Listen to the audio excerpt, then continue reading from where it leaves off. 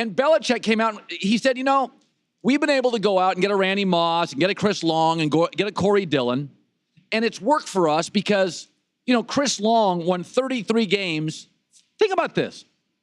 He won 33 games in 8 years with the Rams. He's already won 16 in New England in a year. And so Belichick yesterday was saying, for a lot of these guys, they get to the end of their career, football's hard enough. Losing makes it really awful. And I was thinking about this.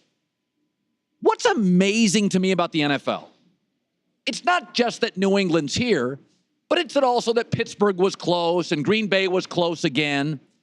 That if I said to you, think about this, all the owners are billionaires. It's the number one show on 5 networks. But I would argue it's shocking how poorly the individual franchises are run.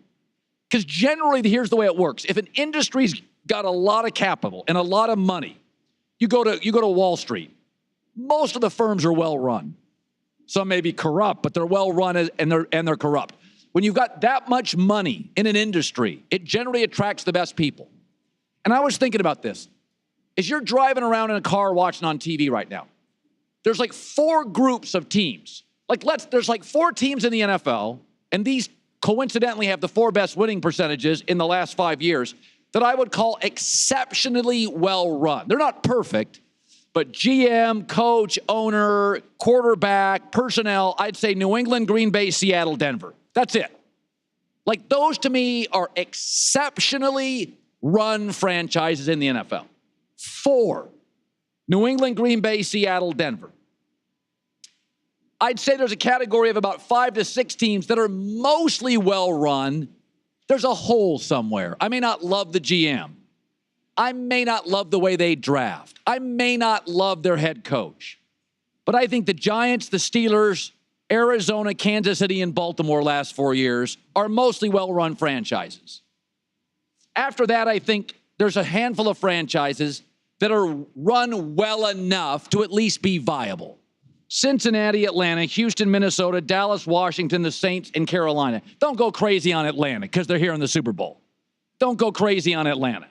Atlanta is one of the tougher teams for me to place because they're in the Super Bowl. But I think if you go exceedingly well run, there's 4, mostly well run, and then there's the run well enough.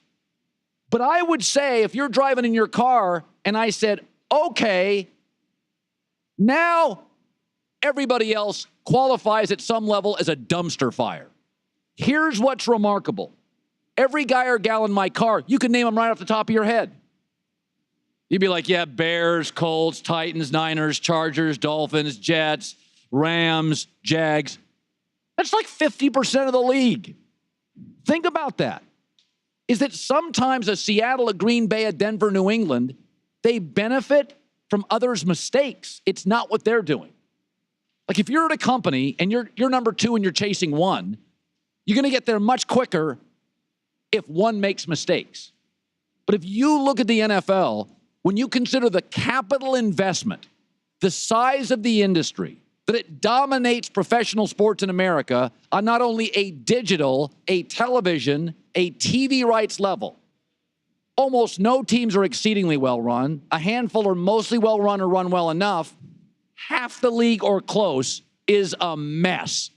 They either don't know what they're doing in ownership, they're too impulsive, they can't get quarterback right, they're poor drafting. That to me is remarkable. Brought to you by 84 Lumber. Are you 84 material?